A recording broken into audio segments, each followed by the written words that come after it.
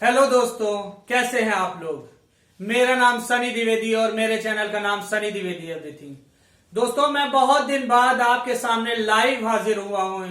इससे पहले मैं जो वीडियोस डाल रहा था वो एक ऐप के थ्रू डाल रहा था। उस पे आपने ज्यादातर क्वेश्चन आंसर किए, जो भी किए, जो भी सीखी, वो सब मैं लाइव नहीं डाल रहा था। उसके लिए मैं बहुत बहुत माफी चाहता हूं। लेकिन आज मैं फिर कई दिन के बाद आपके सामने लाइव आया हूं, तो मैं आप लोगों को बता देना चाहता हूं कि मेरे चैनल को सब्सक्राइब आप लोगों को कैसे करना है। क्योंकि सब्सक्राइबर बहुत लोग चैनल को लाइक कर देते हैं, शेयर कर देते हैं, कभी कभी लोगों को सब्सक्राइब करना नहीं पता होता। उसके लिए शर्माने जैसी कोई बात नहीं है। सब्सक्राइब करने के लिए जो भी वीडियो चल रहा हो मेरा, उसके नीचे रेड कलर का बॉक्स में सब्सक्राइब लिखा होता है, उसको आपको टच कर देना है और केवल एक ही बार टच करना है। उसके बाद आपको कभी भी सब्सक्राइब का बटन टच नहीं करना। सब्सक्राइब के बगल एक घंटी का निशान बना होता है। घंटी के निशान को टच करके आपको 3 ऑप्शन आएंगे। उसमें ऑल वाले ऑप्शन को क्लिक करके आपको मेरे नोटिफिकेशन, वीडियो जो नए नए मैं बनाऊंगा उसके नोटिफिकेशन हमेशा मिलते रहेंगे। तो चलिए, आप जल्दी से सब्सक्राइब कर दीजिए मेरा चैनल सनी द्विवेदी एवरीथिंग। तो दोस्तों, मैं आज आपको समास बताने वाला हूं। समास क्या होता है, समास के कितने भेद होते हैं। तो चलिए शुरुआत करते हैं, आप और हम। समास, 2 या 2 से अधिक सार्थक शब्दों, ये बात ध्यान रखिएगा, इसमें सार्थक शब्दों 2 या 2 से अधिक सार्थक शब्दों के मेल को समास कहते हैं। सबसे बड़ी चीज है 2 या 2 से अधिक शब्दों का मेल होना चाहिए, पहली बात तो। उसके बाद वो शब्द सार्थक होने चाहिए, जिनका कोई अर्थ निकलता हो। बिना अर्थ वाले शब्द नहीं, उनके मेल को समास नहीं कहेंगे। तो चलिए, अब समास की परिभाषा आप लोग समझ गए। अब समास के भेद पढ़ते हैं। समास के कितने भेद होते हैं। समास के मुख्यतः 6 भेद होते हैं। कितने भेद होते हैं? 6 भेद। अब समास के भेद के बगल मैंने, आप देखिए, द्वंद्वी अवतक लिखा हुआ है। ये द्वंद्वी अवतक क्या है तो चलिए बता देता हूं। ये द्वंद्वी अवतक समास के प्रकार हैं। याद करने का एक तरीका है, फॉर्मूला। द्वा से द्वंद, दी से द्विगु समास, आ से अव्ययी भाव, बा से बहुव्रीहि, ता से तत्पुरुष, का से कर्मधारय। ये द्वंद्वी अवतक अगर आप याद कर लेंगे तो आपको समास के भेद याद रहेंगे। तो ये फॉर्मूला आप लोग जल्दी से याद कर लीजिए, द्वंद्वी अवतक। तो चलिए, अब हम पहले समास को शुरुआत करते हैं। अव्ययी भाव समास। कौन सा समास है? अव्ययी भाव समास। अब देखिए इसमें क्या लिखा है। जिस समास का पहला पद उपसर्ग हो तथा प्रधान हो, उसे क्या कहते हैं? अव्ययी भाव समास। पहला पद उपसर्ग हो, पहचान उसकी कैसे करेंगे? अनु, आ, प्रति, भर, यथा जैसे कई शब्द आपके लगे होंगे जो उपसर्ग के रूप में प्रयुक्त किए जाते हैं। जैसे चलिए शुरुआत करते हैं। जब आपको उदाहरण बताऊंगा तो आप लोगों को पता हो जाएगा कि क्या होता है, उपसर्ग कैसे होते हैं। प्रतिदिन, प्रतिदिन एक शब्द है, यह अव्ययी भाव समास है। इसमें पहला पद उपसर्ग है, प्रति प्लस दिन, इसका मतलब प्रत्येक दिन। तो प्रति क्या हो गया? उपसर्ग हो गया। प्रति क्या हो गया? उपसर्ग हो गया। और प्रधान भी हो गया पहला पद, क्योंकि दिन को डिफाइन कर रहा है प्रति, प्रत्येक दिन। ठीक है। अनुरूप, अनु प्लस रूप, अनु उपसर्ग क्या हो गया? अनु उपसर्ग हो गया प्लस रूप, रूप के, इसका मतलब क्या हुआ? रूप के योग्य। क्या मतलब हुआ? रूप के योग्य। पहला पद उपसर्ग, आजन्म, आजन्म को डिवाइड करेंगे आ प्लस जन्म, जन्म से लेकर, इसका मतलब होगा जन्म से लेकर। आ क्या हो गया, आ उपसर्ग हो गया, क्या हो गया, उपसर्ग हो गया। यथा संभव, यथा संभव, यथा प्लस संभव, जैसा संभव हो, कैसा संभव हो, जैसा संभव हो। तो पहला पद प्रधान और उपसर्ग दोनों चीजें है।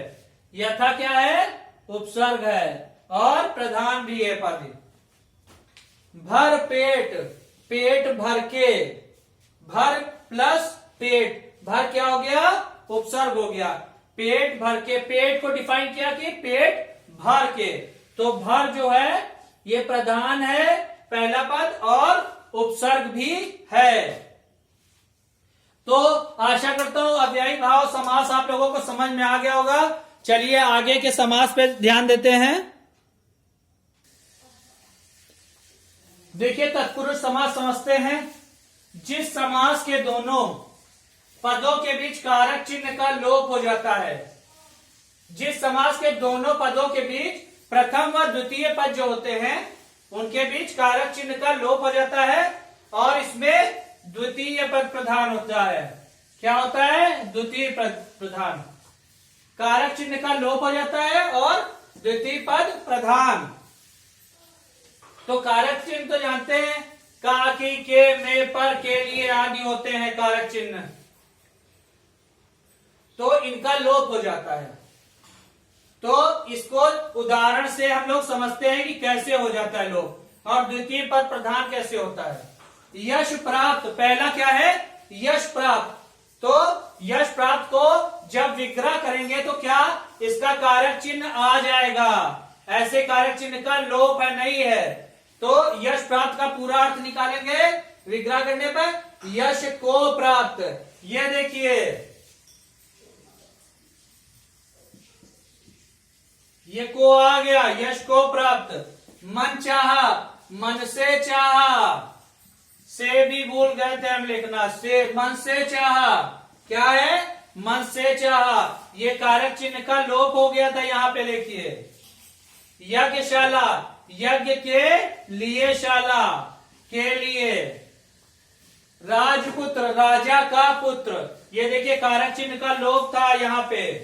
आप बीती, जब उसको विग्रह कर रहे हैं तो पूरा शब्द आ रहा है, उसका अर्थ निकल के। आप पर बीती, ये देखिए पर आ रहा है। तो यहां पे कारक चिन्हों का लोप है और जब विग्रह करेंगे तो कारक चिन्ह सब सामने आपके दिखाई पड़ रहे हैं। तो उस जगह जहां कारक चिन्हों का लोप हो जाता है और विग्रह करने पे जब आप उसका विग्रह करेंगे तो कारक चिन्ह बीच में आ जाएंगे, तो इसका मतलब वहां क्या होगा, तत्पुरुष समास होगा। और क्योंकि यश को क्या, खाली यश नहीं, यश को प्राप्त, ये द्वितीय पद प्रधान। देखिए मन से, मन खाली, मन का क्या मतलब है, मन से चाहा, मन के विषय में क्या कह रहा है, मन से चाहा। यज्ञ के लिए शाला, काहे के लिए शाला, यज्ञ के लिए शाला, द्वितीय पद प्रधान। राजा का पुत्र, राजपुत्र, किसका पुत्र, राजा का पुत्र, पुत्र है राजा का। आप बीती, आप पर क्या, बीती, बीती बता रहा, तो ये सब द्वितीय पद प्रधान है, बाद वाले पद प्रधान है, या उत्तर पद प्रधान या द्वितीय पद प्रधान इसे कह सकते हैं हम लोग। तो अब तत्पुरुष समास समझ में आ गया, जहां कारक चिन्हों का लोप हुआ है यहाँ पे देखिए, लेकिन जब मैंने विग्रह करा तो यहाँ कारक चिन्ह आ जाएंगे।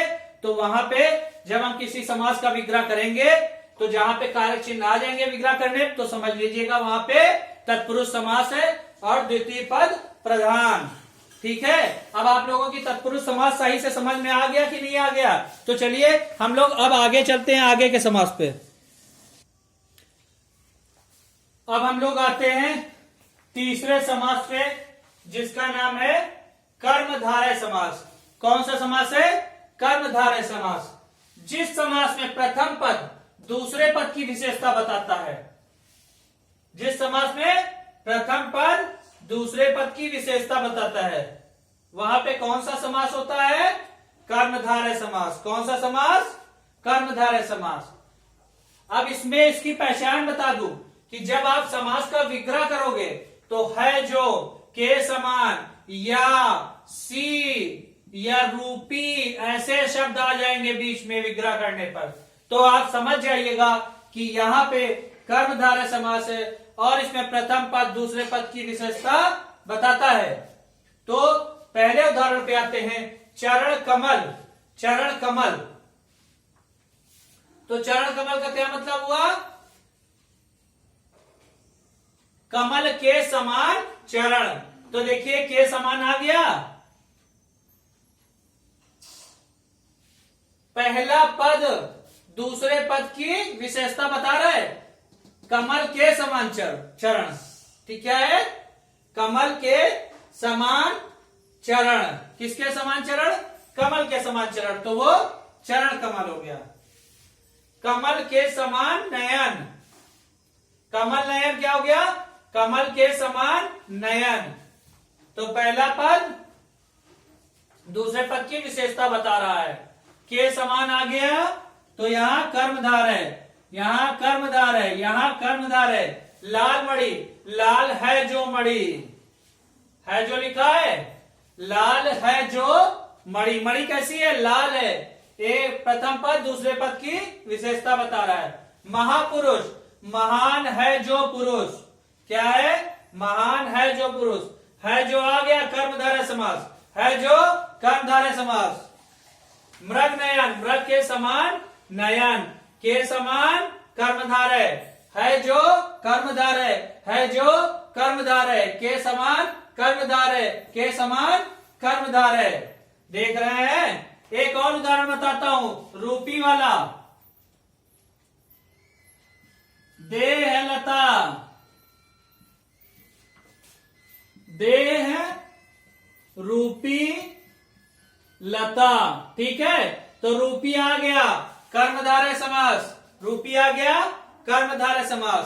तो चलिए अब आज कर्मधारय, तत्पुरुष, अव्ययी भाव समास, 3 समास मैंने आप लोगों को पढ़ा दिए। अब अगले सेशन में मैं फिर आपके सामने बाकी की बची समास लेके हाजिर होऊंगा। तब तक के लिए नमस्कार, गुड बाय दोस्तों।